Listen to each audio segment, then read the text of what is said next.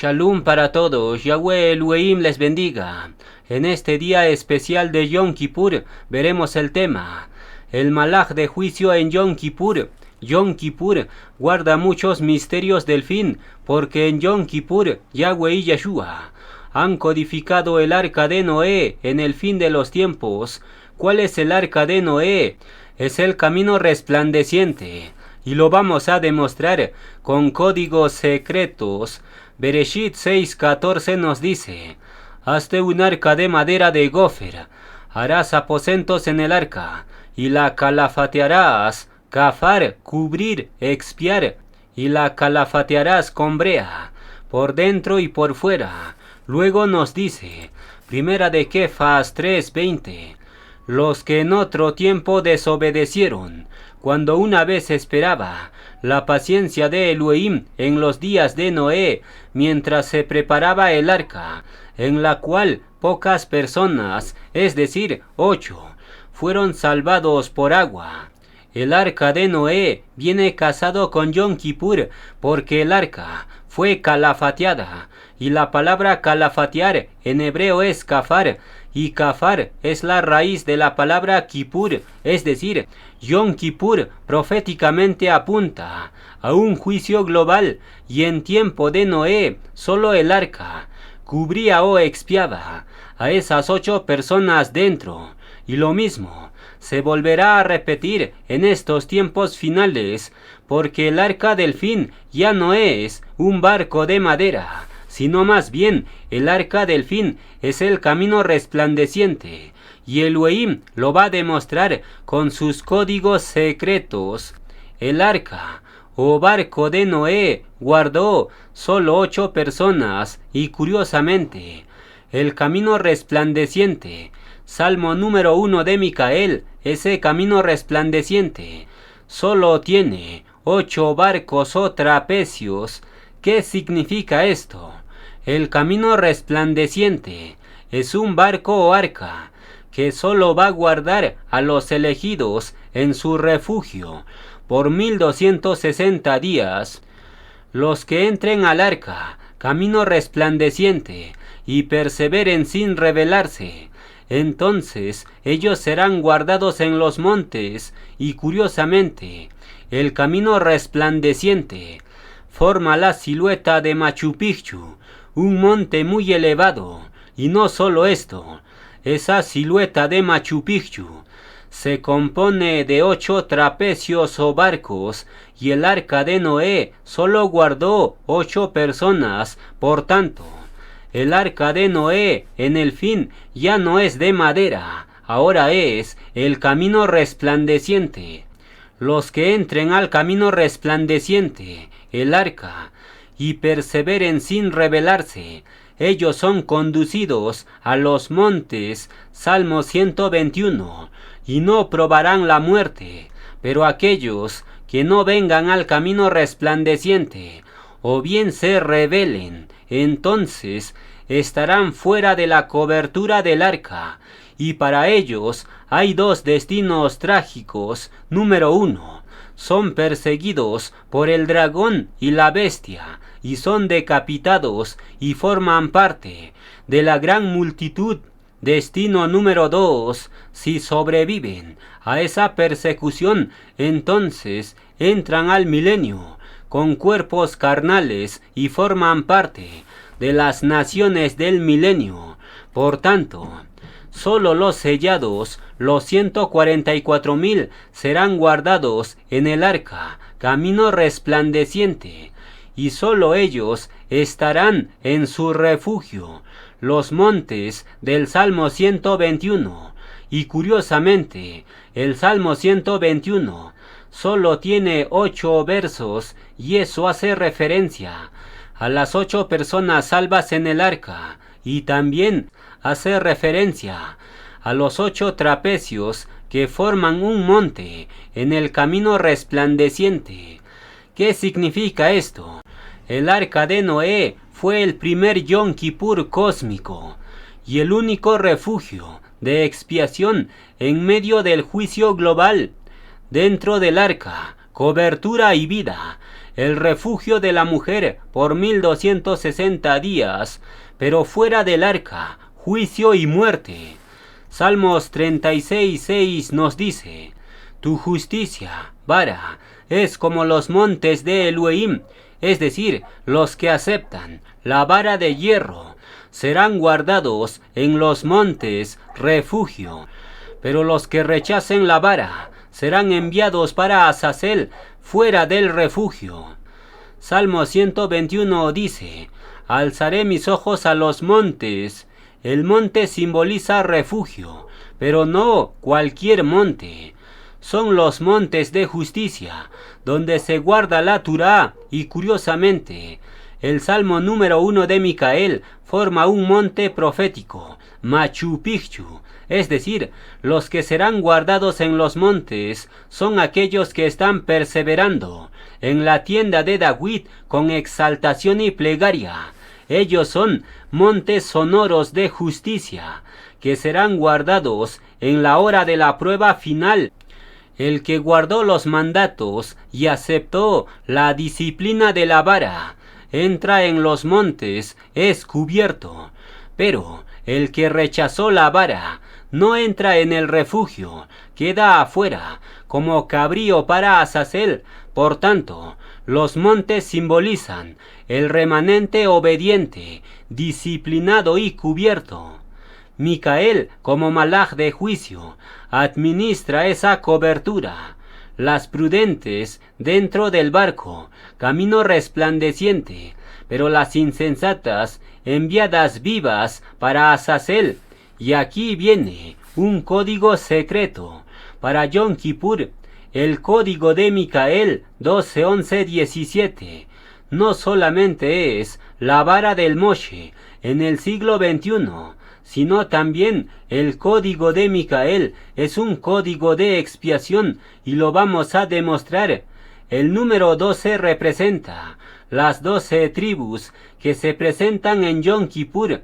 El número 11 representa la disciplina o aflicción, porque Yosef, el 11º hijo, fue afligido duramente, y su vida fue literalmente un Yom Kippur, aflicción pura. Y finalmente, el 17 representa el fruto de justicia, la expiación. Por tanto, el código de Micael 12:11-17 significa: en Yom Kippur el pueblo entero, 12, era sometido bajo aflicción, 11, para ser hallado digno de expiación y fruto, 17. ¿Qué significa esto? Yahweh y Yeshua revelan hoy que el malaj de juicio de Yom Kippur es el malaj Micael, y de hecho, Micael fulminó a Nadab y Abiú, y lo vamos a demostrar. Salmo 104:4 nos dice: el que hace a los vientos sus mensajeros y a las flamas de fuego sus ministros, Malaquín. Y luego dice, Waikra 10:2, y salió fuego de delante de Yahweh, y los quemó a Nadab y Abiú, y murieron delante de Yahweh. Los Malaquín son fuego, y la Torá dice que fuego salió y quemó a Nadab y Abiú. ¿Qué significa esto? La propia escritura se interpreta a sí misma. Micael, el malaj de juicio, sale como fuego de delante de Yahweh Elohim y fulmina a los 2 hijos de Aarón. Por tanto, el código de Micael 12:11-17 es un código de juicio. El pueblo 12 debe afligirse, 11, y dar fruto de arrepentir, 17. Caso contrario, el malaj de juicio 12:11-17 va a fulminar a los rebeldes, y tendrán el mismo destino que Nadab y Abiú. ¿Cuál es el misterio profundo? Nadab y Abiú son ejemplos de insensatos. Ofrecieron lo que no fue ordenado. Tenían lámparas sin aceite, y por ende Micael los fulmina, porque no cumplen el Yom Kippur verdadero. No mostraron disciplina, mas obediencia. Por tanto, el código 12:11:17 revela que en Yom Kippur el pueblo 12 es probado por disciplina 11 y por ende el que resiste la aflicción recibe fruto de justicia 17, pero el que no lo soporta es consumido por fuego, como Nadab y Abiú. Así se confirma que Micael es el malaj ejecutor de Yom Kippur y no perdona la rebelión persistente. Por eso, en el fin de los tiempos, al mismo malaj Micael, Yahweh y Yahshua lo vuelven a levantar para consumir lo extraño y guardar al pueblo que acepta la disciplina. Waikra 23:29 nos dice: toda persona que no se afligiere bajo la disciplina de la vara, en este mismo día será cortada de su pueblo. Yom Kippur no solo es ayuno físico, un día al año, sino más bien Yom Kippur apunta a los que aceptan la vara de Elohim y se afligen por sus rebeldías, y por ende el que rechaza la vara está rechazando Yom Kippur mismo. Hebreos 13:18 nos dice: y a los que no creyeron, juró que no entrarían en su reposo. La generación incrédula no entró en Canaán, y de la misma forma las insensatas no entrarán al milenio. Ellas quedan como cortadas afuera del arca, como en el diluvio, afuera de la boda, como las vírgenes insensatas, y también afuera del reposo, como el pueblo incrédulo en el desierto. ¿Cuál es el misterio profético? Las prudentes aceptan la vara, son afligidas, recogen aceite, es decir, cumplen proféticamente Yom Kippur y por ende entran al refugio y luego al milenio. En cambio, las insensatas rechazan la vara y lo llaman maldición, es decir, no se afligen, y por ende, proféticamente, las insensatas son cortadas del pueblo, como leña seca, listo para el fuego. Esto confirma que el cumplir de Yom Kippur en el fin no es protocolo externo, sino más bien cumplir Yom Kippur es aceptar la aflicción de la vara y dar fruto de justicia. Ahora bien, en este punto vamos a ver otro misterio del código 12:11:17, porque en este código viene plasmado el fuego del cielo que Eliyahu hizo descender, y lo vamos a demostrar. Desglosemos el código 12:11:17. En Eliyahu, el 12 representa las 12 tribus en el Carmelo, porque Eliyahu levantó un altar de 12 piedras, y eso representa al pueblo completo reunido. Y luego, el número 11 representa juicio y fuego. El fuego del Carmelo es equivalente a la columna de fuego que apareció en el 11º juicio en el Mar Rojo, y lo explicamos de forma rápida. 10 plagas cayeron en Egipto, y por ende los egipcios sepultados en el Mar Rojo.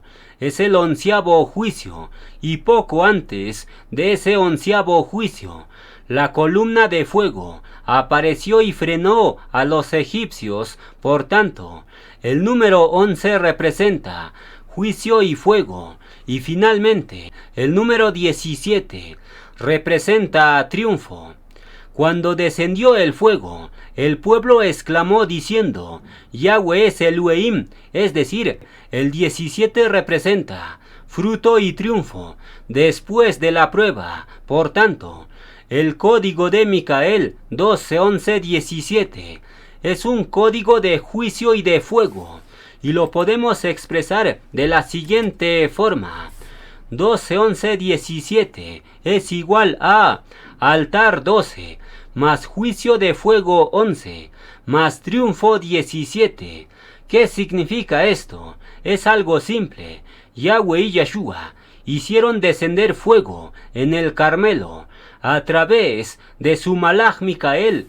Primera de Reyes 18:38 nos dice: entonces descendió fuego de Yahweh y consumió la ofrenda quemada, la leña, las piedras y el polvo.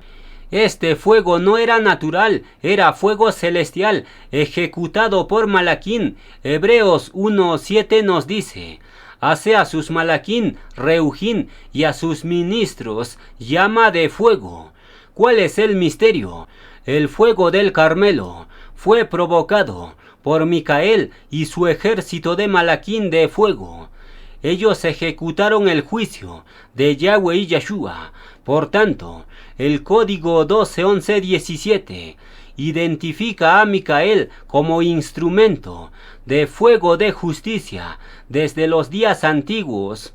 Ahora bien, ¿qué hay del manto de Eliyahu? Bueno, el manto era señal de unción y poder profético, capaz de abrir el río Jardén, pero detrás del manto había un código celestial que sostenía esa autoridad y hacía descender fuego del cielo. Por tanto, el código 12:11-17 es un manto de fuego, un decreto invisible que permitía a Eliyahu clamar y hacer descender fuego. En simples palabras, el manto de Eliyahu era canal físico, pero el código celestial 12:11-17 era el motor a Reujín que Yahweh y Yeshua usaban. ¿Qué significa esto? El código de Micael 12:11-17 es un código perpetuo, no es algo nuevo. Por ejemplo, este mismo código 12:11-17 se encuentra plasmado en la apertura del Mar Rojo y la sepultura de los egipcios en el mar, y lo vamos a demostrar. El código 12:11-17 en el Mar Rojo.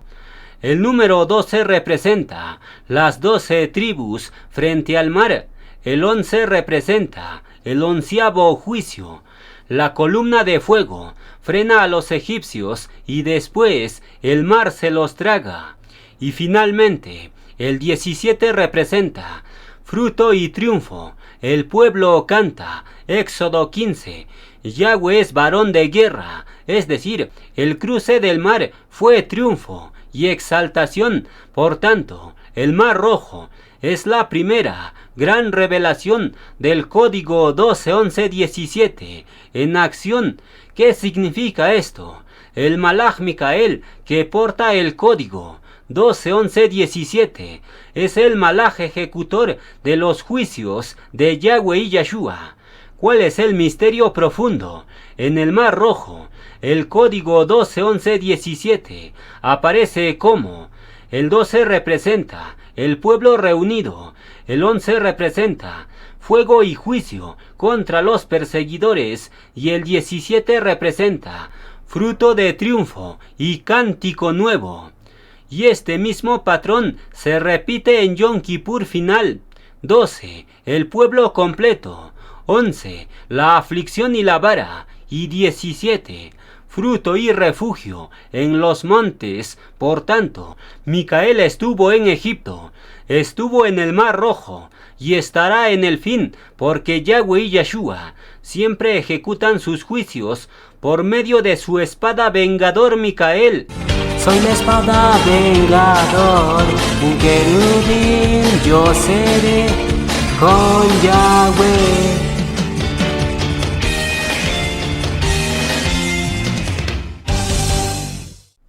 Entonces, el código de guerra 12:11-17 es un código perpetuo, no es algo nuevo. En la época de Moshe, el código ejecuta juicio en el Mar Rojo, y en la época de Elías, el código hace descender fuego de Elohim, es decir, el mismo patrón 12:11-17. Siempre se repite en cada generación. ¿Qué significa esto? El código no es nuevo, existió desde los días de Moshe y Eliyahu, y ahora se revela en el fin como la vara celestial de Micael para el Yom Kippur final y la proclamación del jubileo. Segunda de Reyes 2:8 nos dice: Tomando entonces Eliyahu su manto, lo dobló y golpeó las aguas, las cuales se apartaron a uno y a otro lado, y pasaron ambos por lo seco. Con Moshe la vara abre el mar, con Eliyahu el manto abre el río, y con Micael la vara celestial 12:11-17 abre el camino resplandeciente, en medio del mar las naciones. ¿Qué significa esto?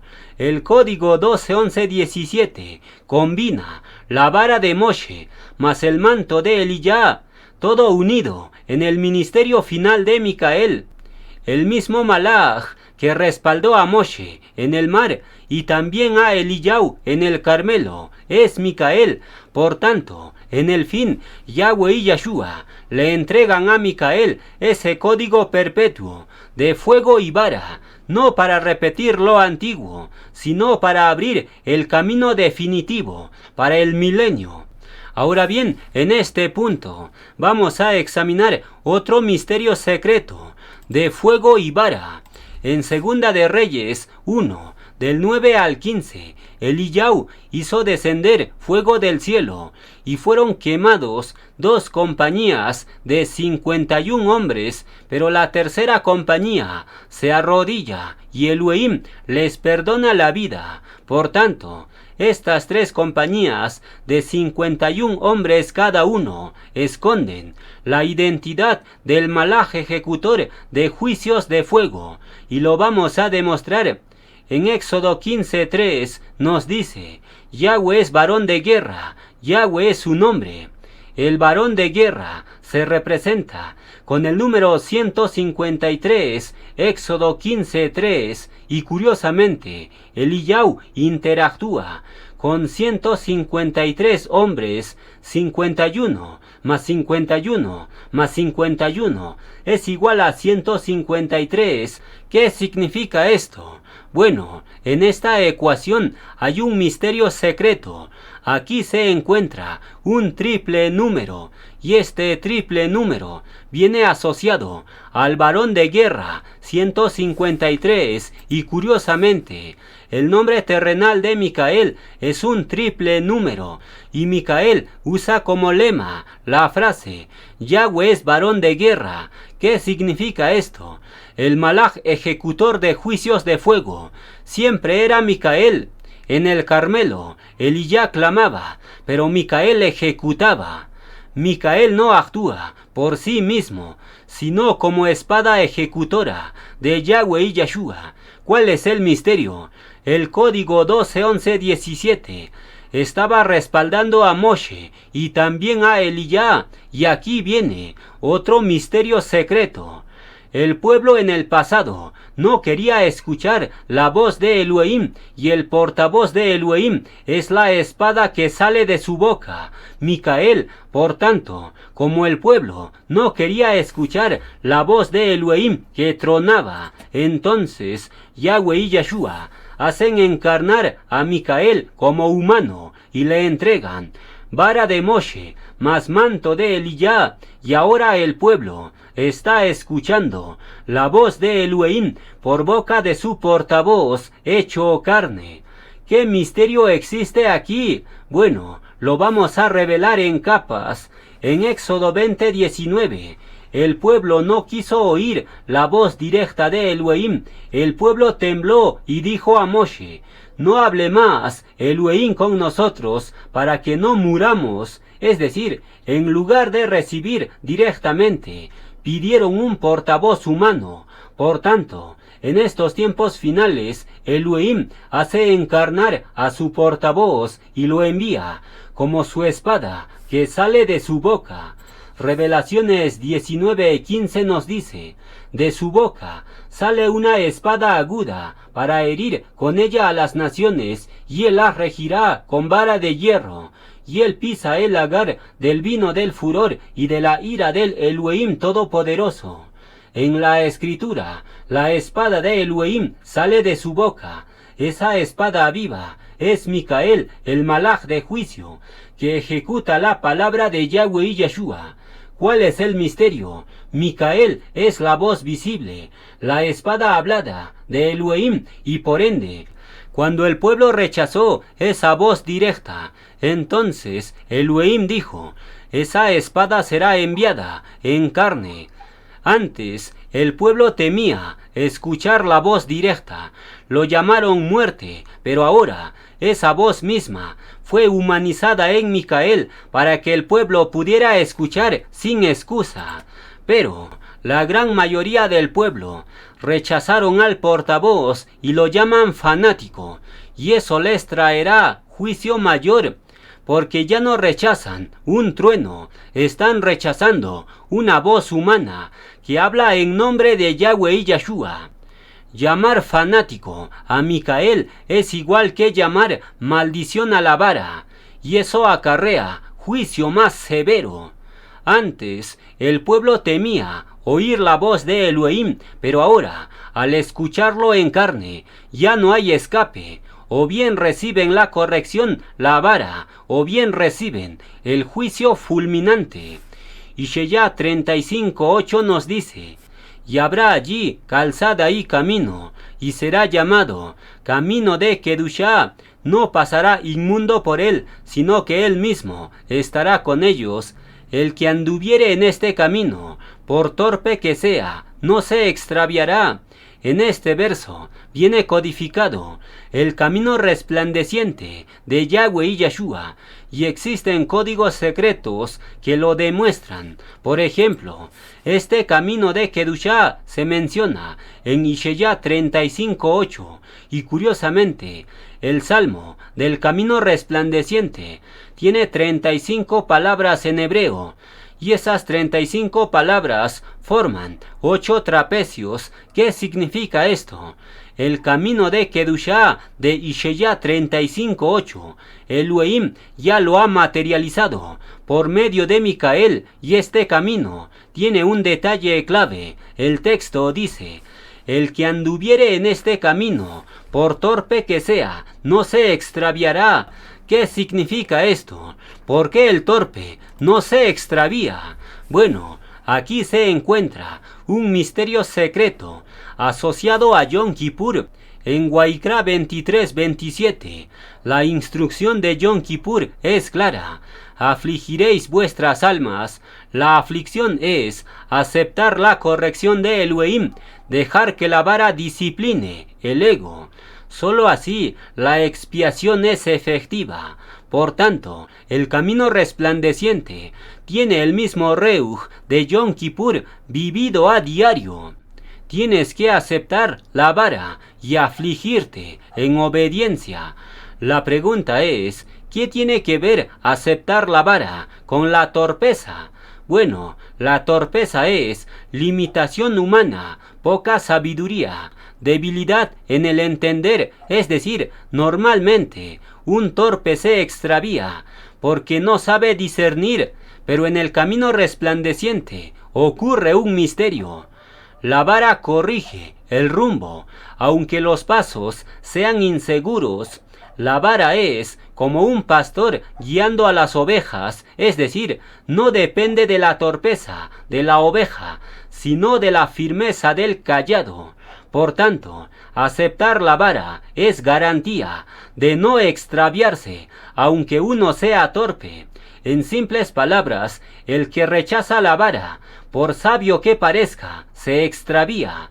Pero el que acepta la vara, aunque sea torpe, es guardado en el camino. ¿Cuál es la conclusión? Ishaya 35:8 enseña que el camino resplandeciente es para los que cumplen Yom Kippur en su vida, es decir, aceptan la aflicción y la disciplina.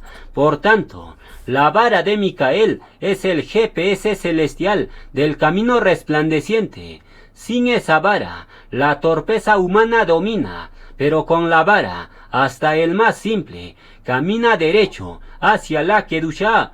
Por tanto, el corolario de la enseñanza es la siguiente: el camino resplandeciente prueba corazones. El que anduviere en este camino, por torpe que sea, no se extraviará. La seguridad no está en la inteligencia del que camina, sino más bien la seguridad está en la vara que lo corrige. En este camino, lo que se prueba no es la mente, sino el corazón. Proverbios 26:12 nos dice: ¿Has visto, hombre, sabio en su propia opinión? Más oportunidad hay para el necio que para él. En el camino resplandeciente, los que confían en su propia sabiduría tropiezan, porque no aceptan corrección, chocan con la vara y lo llaman maldición. ¿Cuál es el resultado? Son fulminados como Nadab y Abiú por confiados. Los que confían en su propia sabiduría tienen lámparas vacías, porque es orgullo disfrazado de sabiduría. Proverbios 3, del 5 al 6 nos dice: Fíate de Yahweh de todo tu corazón y no te apoyes en tu propia prudencia. Él enderezará tus veredas. Los que reconocen su torpeza no confían en sí mismos, sino en la vara de Elohim que los guía. La humildad atrae, la cobertura kafar. ¿Cuál es el misterio profundo? Los sabios, en su propia opinión, tropiezan y mueren, y por ende representan a las insensatas. En cambio, los humildes que aceptan la vara son guardados en el camino, representan a las prudentes. Es decir, el camino resplandeciente es un Yom Kippur continuo. Cada paso exige aflicción del ego y someterse a la disciplina. Los que se creen sabios no soportan la aflicción, pero los humildes la aceptan y la viven. Por tanto, el camino mismo separa, unos para refugio, otros para juicio. ¿Cuál es el misterio final? En el camino resplandeciente no gana el fuerte ni el sabio, sino el humilde, que se deja corregir y se aflige. Yasharel primero fue afligido en el Mar Rojo, luego clamaron y vino el cántico nuevo. Y lo mismo hizo David, primero fue afligido en cuevas y persecuciones, y después vino los salmos de triunfo. Por tanto, cerramos la enseñanza con los cánticos de la tienda de David. Me empujaste con violencia, pero Yahweh hoy me fortalece y me sostiene con su brazo poderoso. Tú me diste nuevo nombre, voy a amarte con toda mi fuerza, toda mi alma, mi corazón vibra por ti. Tú, oh Yahweh, me envuelves y me ciñes con tu gran poder. Tú me diste nombre, oh Yahweh, siempre voy a amarte. Tú eres mi fuerza, mi nombre es Micael. Yahweh me llamó para ser querubín. Tu sendero, oh Yahweh, me guía. Tú me diste para siempre nombre. En el milenio yo correré por un camino cubierto de luz y resplandor. Por 1000 años tendremos la paz, luego soltaremos al diablo y entiendo que fuerzas tú me darás y el valor para pelear Yahweh me dará. Mi espada reluciente vibra por la fuerza del omnipotente. Por orden de Yahweh lancé al fuego a Lucifer. Voy a amarte para toda la vida, siempre voy a defender tu trono. Contigo, oh Yahweh, voy a ir por toda la perpetuidad.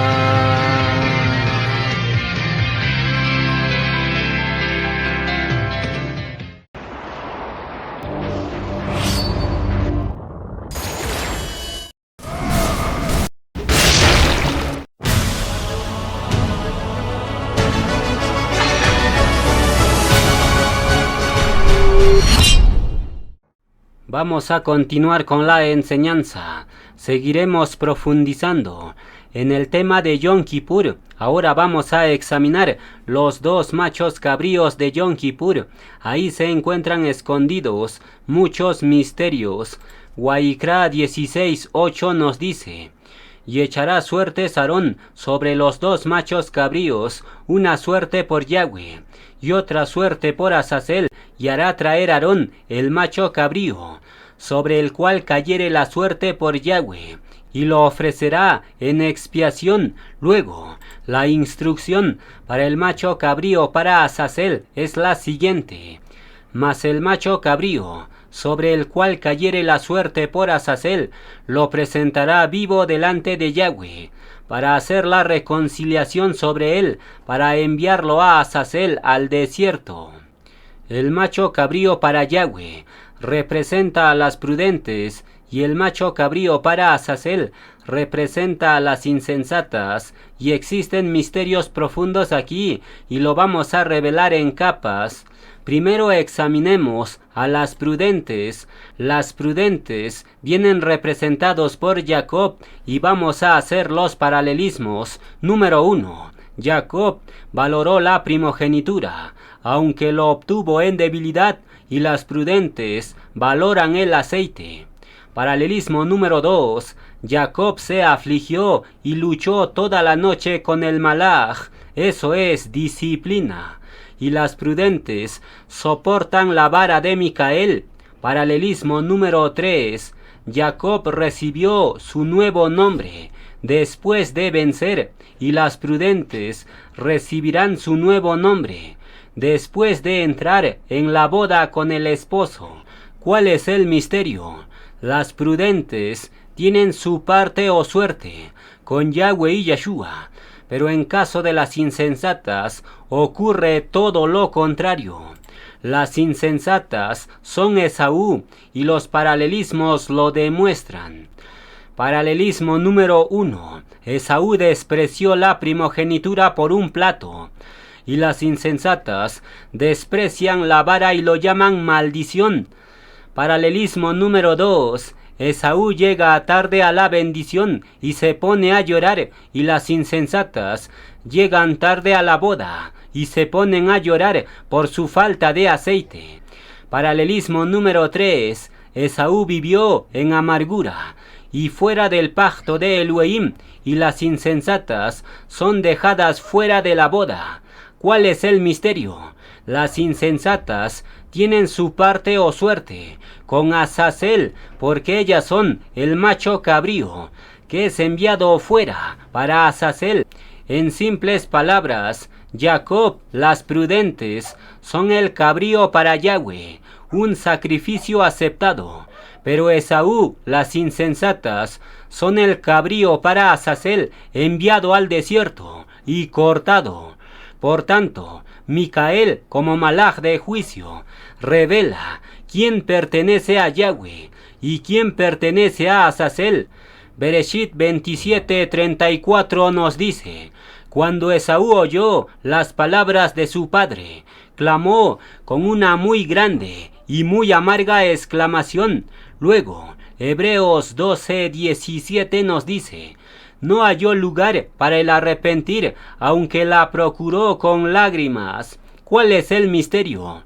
Esaú lloró por la pérdida de la bendición, pero no lloró por haber menospreciado la primogenitura. Su dolor fue carnal por lo que perdió, no fue dolor a Reujín por su pecado. Es decir, lloró por las consecuencias, no por la causa. Y esta característica se repite en las insensatas. ¿Cómo lo sabemos? Bueno, las insensatas lloran fuertemente por su perro, lo animal, lo carnal, pero no lloran por su rebeldía, lo arreujín. ¿Cuál es el misterio profundo? Las lágrimas de Esaú son las lágrimas de las insensatas. Ahora bien, en Waikra 16, el cabrío para Yahweh Elohim era sacrificado. Su sangre servía para la expiación del lugar Kadushim. Esto proféticamente son las prudentes. Ellas se sacrifican a sí mismas, mueren a su ego, se afligen en Yom Kippur, obedecen, aunque duela. ¿Cuál es el resultado? Yahweh y Yeshua les añaden aceite extra, fruto de justicia. En simples palabras, el sacrificio de las prudentes produce más unción, porque donde hay muerte al ego, hay vida en el reuj. En cambio, las insensatas no se sacrifican ellas mismas, sino más bien dejan vivo su ego. Son literalmente el macho cabrío vivo, enviado para Azazel. Las insensatas lloran por lo carnal, pero no por su rebeldía, y llaman maldición a la vara. ¿Cuál es el resultado? Yahweh y Yeshua los expulsan vivos al desierto, para que carguen sus rebeldías y sean entregados a Azazel. Por tanto, el que no acepta la disciplina, carga sus propios pecados y es entregado a Shatán. ¿Cuál es el misterio profundo? Las prudentes, cabrío de Elohim, sacrificio aceptado, muerte al ego, aceite extra. En cambio, las insensatas, cabrío de Azazel, ego vivo, rebeldía no quebrada, expulsión al desierto.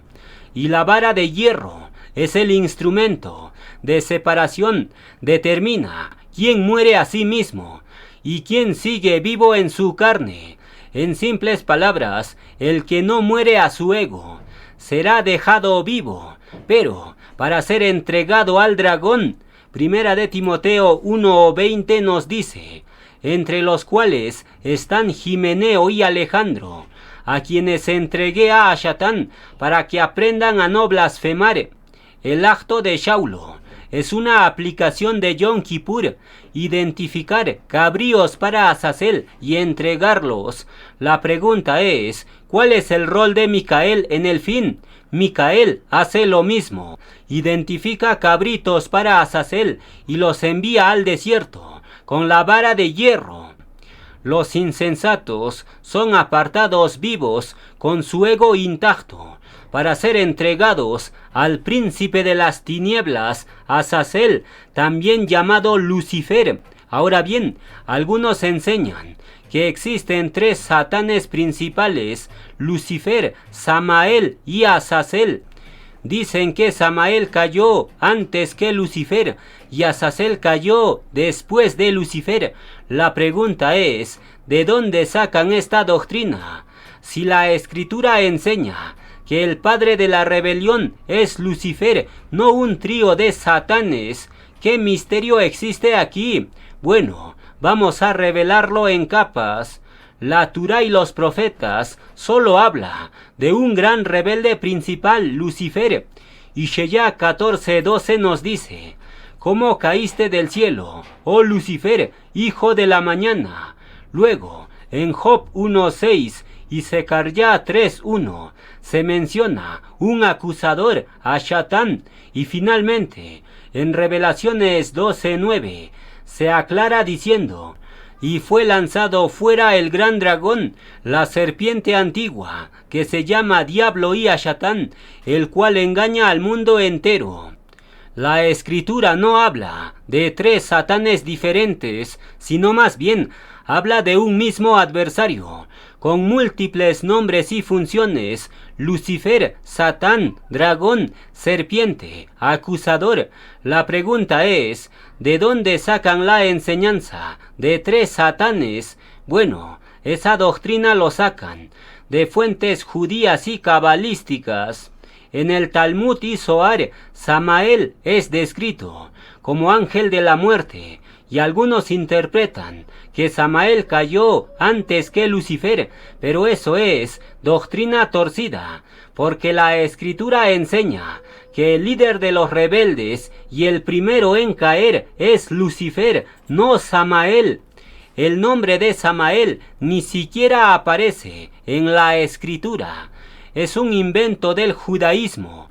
Por tanto, la idea de que existen tres satanes, Samael, Lucifer y Azazel, eso es doctrina adulterada, porque Azazel es otro nombre para Lucifer. ¿Cómo lo sabemos? Bueno, la Escritura revela que el macho cabrío para Azazel cargaba todos los pecados, todas las rebeliones, todas las iniquidades del pueblo. Es decir, proféticamente, Azazel representa el responsable máximo de toda la transgresión. ¿Quién es el responsable máximo? Es obviamente la cabeza de las tinieblas, Lucifer. Por tanto, de entrada podemos saber que Azazel es otro nombre de Lucifer. Azazel no es otro Satán aparte de Lucifer, pero algunos dirán, Azazel aparece en el libro de Enoc. Claro que aparece, pero nosotros sabemos que Lucifer manipuló incluso el propio canon escritural y por ende el libro de Enoc, Yashar, Jubileos, etc. Todos esos libros están más manipulados y corrompidos. Existe cierta verdad en esos libros, pero la escritura más confiable es el canon que tenemos. Por tanto, Azazel no es un Satán diferente de Lucifer, sino más bien Azazel es otro nombre para Lucifer, y en caso de Samael, ese nombre no existe en la escritura, y por ende, la doctrina de tres satanes no viene de la escritura, viene del judaísmo. Y aquí viene un misterio secreto de Yom Kippur. La escritura menciona diciendo, sin derramar la sangre no hay expiación, es decir, el macho cabrío vivo, enviado a Azazel, no expía transgresiones. La pregunta es, ¿por qué en Guaycra se dice, traigan 2 machos cabríos para expiación? ¿Qué significa esto? ¿Hay alguna contradicción? Claro que no. Aquí entramos en un misterio secreto de Yom Kippur y lo vamos a revelar en capas. Guaycra 16:5 nos dice, de la congregación de los hijos de Yasharel tomará 2 machos cabríos para expiación y un carnero para ofrenda quemada. Ambos cabríos forman parte de un solo protocolo de expiación, pero uno solo hace la expiación como tal, y para entender esto, tienen que comprender el principio inquebrantable. Sin sangre no hay expiación. Guaycra 17:11 nos dice, porque la vida de la carne en la sangre está, y yo os la he dado para hacer expiación sobre el altar. Y Hebreos 9:22 añade diciendo, sin derramar la sangre no se hace remisión, no hay expiación. Esto significa que solo el macho cabrío para Yahweh, solo ese macho cabrío hace la expiación. Pero entonces, ¿por qué los 2 machos cabríos son llamados para expiación? Bueno, la expiación de Yom Kippur no era solo perdón, era también eliminación del pecado. El cabrío para Yahweh era sacrificado, expía con sangre, perdona, limpia, reconcilia, y por ende, el macho cabrío para Yahweh representa a Yahshua como sacrificio. Pero el macho cabrío para Azazel, enviado al desierto, ese cabrío no expía con sangre, no redime, y por ende, ese cabrío vivo es para eliminar el pecado del campamento. Por tanto, el macho cabrío para Azazel representa al gran adversario, Lucifer, Azazel. Él cargará la culpa y será apartado para siempre y enviado vivo al desierto. Es lanzado al lago de fuego. ¿Cuál es el misterio profético? La expiación completa tiene 2 fases. Número 1, el perdón con sangre, Yahshua. Y número 2, la eliminación definitiva del mal, a Satán expulsado. Por eso, Guaycra llama a los 2 para expiación. Uno redime y cubre el pecado, el otro elimina al responsable del pecado. ¿Cuál es el cumplir en el fin? El cabrío para Yahweh es Yahshua, expía con su muerte en la estaca, y su sangre entra al lugar Kadushin, pero el cabrío para Azazel es el gran dragón. Al final, toda culpa regresa sobre él y es enviado al desierto perpetuo, el lago de fuego. ¿Cuál es la aplicación con Micael? Micael, como malaj de juicio, ejecuta separación en la asamblea. A las prudentes los afila como sacrificio de justicia, pero a las insensatas los envía vivos como cabrío para Azazel. Ahora bien, en este punto vamos a contestar una pregunta clave. Algunos argumentan diciendo que el macho cabrío para Azazel no representa al maligno, sino más bien el macho cabrío para Azazel representa otro aspecto de Yeshua. Representa que Yeshua cargó nuestras iniquidades y los llevó a tierra inhabitada. Así argumentan algunos, pero ese argumento no es escritural, porque la escritura es clara y precisa. Sin sangre no hay expiación, y por ende el macho cabrío vivo, que no derrama sangre, no puede representar a Yeshua. Isaías 53:6 nos dice: Yahweh cargó en él el pecado de todos nosotros. Luego, Hebreos 9:12 nos dice: entró una vez para siempre en el lugar Kadushim con su propia sangre. Aquí se revela de forma clara que Yeshua cargó nuestros pecados y nos redimió con su sangre. Pero el macho cabrío para Azazel no era sacrificado, sino más bien era dejado vivo y enviado al desierto. Por tanto, los que afirman diciendo el macho cabrío vivo representa a Yeshua cargando nuestros pecados, esa doctrina no viene de Elohim, viene del abismo, porque Yeshua sí cargó nuestros pecados, pero lo cargó en la estaca y nos redimió a través de su muerte, sangre. Pero algunos dicen, el cabrío para Azazel carga las iniquidades y por ende ese cabrío vivo representa a Yeshua cargando nuestros pecados, pero eso sería confundir a Yeshua con el adversario. El adversario no es sacrificado, es dejado vivo, y por ende, decir que el cabrío vivo para Azazel es Yeshua, eso sería como decir: Yeshua fue dejado vivo para cargar nuestros pecados y fue enviado al desierto, y eso sería una blasfemia. Por tanto, el macho cabrío vivo para Azazel no podría representar a Yeshua, porque el cabrío para Azazel no es aceptado como sacrificio, es desechado y enviado fuera. El macho cabrío para Azazel jamás representaría a Yeshua, porque Azazel es figura de condenación, no de salvación. El macho cabrío para Azazel no entra al lugar Kadushim, es enviado al desierto, símbolo de maldición y juicio. No pueden decir que el cabrío para Azazel es Yeshua. Si ambos cabríos fueran Yeshua, entonces tendríamos un Yeshua dividido, uno como sacrificio perfecto y el otro como portador del mal enviado a condenación. Eso caería en contradicción, porque Yeshua no puede ser simultáneamente el Hijo amado y el cabrío para Azazel, símbolo del adversario. Y aquí viene un misterio profundo de Yom Kippur. El hecho de echar suertes sobre ambos machos cabríos indica que Yeshua no puede ser ambos machos cabríos, porque uno era aceptado como expiación y el otro era rechazado y enviado vivo para el olvido desierto.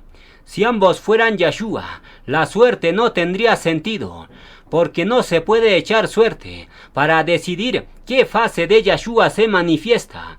Por tanto, echar suertes sobre dos machos cabríos indica dos destinos diferentes. Uno es aceptado para Yahweh y el otro es desechado para Azazel. Yeshua es aceptado siempre como sacrificio perfecto, pero el adversario es rechazado siempre como culpable. ¿Cuál es el misterio profundo para el Yom Kippur final? Las suertes proféticas muestran la separación final. Las prudentes son aceptadas, cabrío para Yahweh, pero las insensatas o rebeldes son rechazadas, cabrío para Azazel. Y este patrón siempre se repite, uno es aceptado, el otro rechazado. Abel es aceptado, Caín rechazado. Jacob es aceptado, Esaú desechado. David es aceptado, Shaul desechado. Es decir, los dos machos cabríos de Yom Kippur siempre han estado, desde el inicio hasta el final. Waikra 16:21 nos dice: y pondrá Aarón sus dos manos sobre la cabeza del macho cabrío vivo, para Azazel, y confesará sobre él todas las iniquidades de los hijos de Yasharel, todas sus rebeliones y todos sus pecados, poniéndolos así sobre la cabeza del macho cabrío, y lo enviará al desierto, por mano de un hombre destinado para esto. Y aquel macho cabrío cargará sobre sí todas las iniquidades de ellos a tierra inhabitada, y dejará ir el macho cabrío por el desierto. El macho cabrío para Azazel carga todos los pecados, y ahí es donde muchos lo confunden y dicen: si carga los pecados, entonces el cabrío para Azazel es Yahshua cargando nuestros pecados. Pero tienen que entender la diferencia crucial. Yahshua fue sacrificado para cargar nuestros pecados y quitarlos mediante su sangre. Pero Azazel vive para cargar los pecados, porque es el responsable último de la rebelión. Es decir, Yahshua muere inocente para expiar, pero Azazel vive culpable para ser condenado. Por tanto, tienen que entender esta diferencia crucial, porque muchos, al no entender esto, dicen: el macho cabrío para Azazel representa a Yahshua cargando nuestros pecados, pero eso sería blasfemar contra Yahshua, porque Yahshua jamás podría ser representado por una figura de maldición como Azazel. La escritura está llena de misterios y es difícil entenderlo. Por eso Kefas decía: los inconstantes tuercen las escrituras para su propia perdición. ¿Por qué lo tuercen? Porque solo Yahweh y Yahshua te pueden ayudar a entender su palabra, porque es demasiado compleja para entenderlo con sabiduría humana. Ningún científico, ningún académico, ningún genio, entre comillas, va a poder descifrar los misterios del reino, porque la palabra de Elohim está sellado y codificado, y solo los que son de Yahweh y Yahshua pueden comprenderlo. Entonces, Azazel es el que carga el peso de la responsabilidad y de la culpa de todo pecado. La pregunta es: ¿a quién representa Azazel? Obviamente representa al jefe de las tinieblas, Lucifer, y lo vamos a demostrar con capas más profundas. En la Torá, dos machos cabríos son presentados, uno para Yahweh, sacrificado y expía con sangre, otro para Azazel, enviado vivo al desierto, con las culpas del pueblo. Por tanto, el hecho de que Azazel sea puesto en paralelo con Yahweh indica que no puede ser un subordinado menor, sino más bien Azazel es el contraste directo de lo Kadush, es decir, ya desde la Torá Azazel aparece como el gran adversario, Lucifer, no como un ángel caído de segunda fila. En Ishaya 14:14, Lucifer dijo: seré semejante al Altísimo. El cabrío para Azazel era puesto en paralelo con el cabrío para Yahweh, es decir, ya desde la Torá Elohim estaba revelando el corazón de Lucifer, porque él quiso ponerse en paralelo con Yahweh y quiso ser semejante a él. Por tanto, este macho cabrío de Azazel, puesto en paralelo, pero desechado y enviado fuera, ese macho cabrío de Azazel no podría ser otro que el líder de las tinieblas, Lucifer, en simples palabras, el cabrío para Yahweh es Yahshua, aceptado, pero el cabrío para Azazel es Lucifer, rechazado. Esto muestra que Azazel no es un ángel caído aparte, sino más bien Azazel es otro nombre del mismo adversario principal, Lucifer. Entonces, la Escritura enseña que existe un solo gran adversario, Lucifer. No existe tres satanes principales, Samael, Lucifer y Azazel. Esa doctrina viene de la tradición judía y mística. En esas literaturas, Samael es el ángel de la muerte, Azazel el ángel corruptor y Lucifer el príncipe del orgullo. Pero esa fragmentación en tres satanes principales es mitología, porque de hecho, en la mitología griega existen tres jueces del inframundo, Radamantis, Minos y Aecus. Por tanto, fragmentar al adversario en tres satanes diferentes, eso es estrategia de confusión a Reujín, porque dispersas la mente en múltiples satanes para que no reconozcan al único padre de la mentira, Lucifer.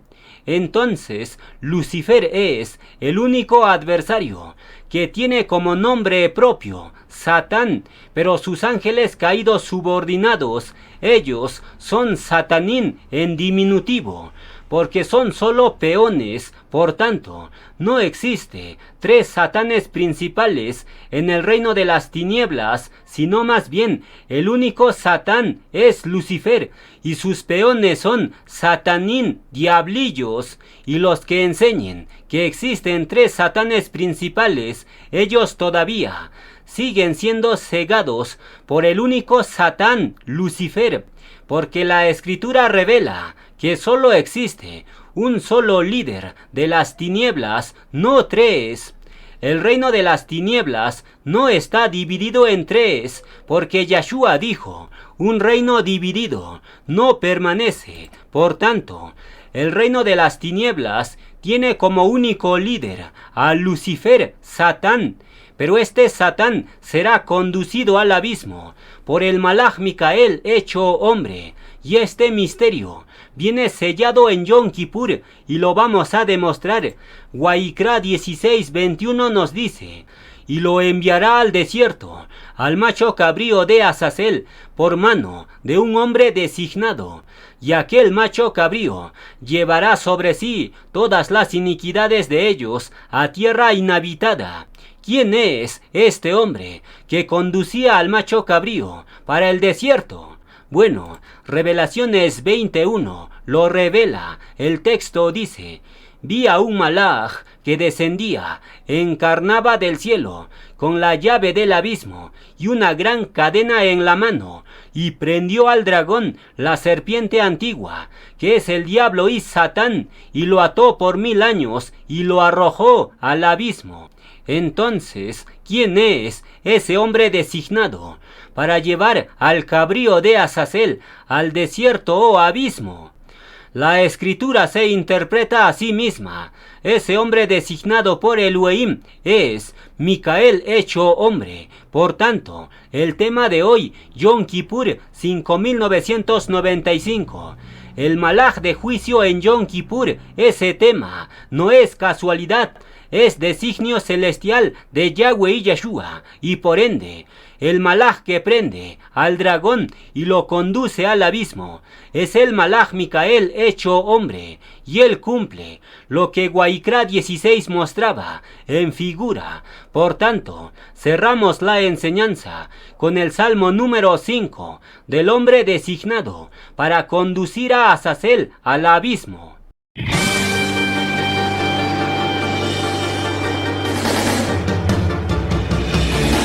Mi potencial Yahweh me dio, mayor que Lucifer. En querubín me convertiré, por siempre te amaré. Mi creador me llamará, por siempre Micael. Con tu poder yo encadené al dragón Lucifer. Micael es mi nuevo nombre. Voy a pisar al dragón. Contigo, Yahweh, al dragón pude matar. Micael es mi nuevo nombre. Soy tu siervo vencedor, un querubín yo seré con Yahweh.